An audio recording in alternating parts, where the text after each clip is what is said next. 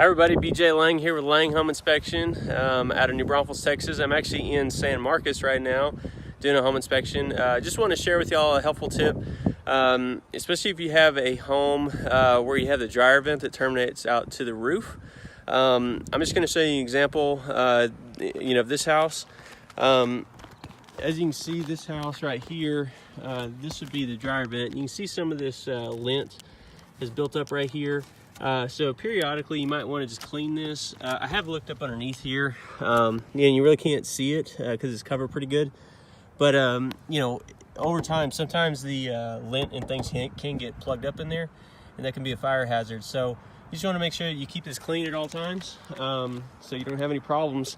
Hope you all having a great day today, and hope to hear from you, and we'll talk to you soon. Thanks.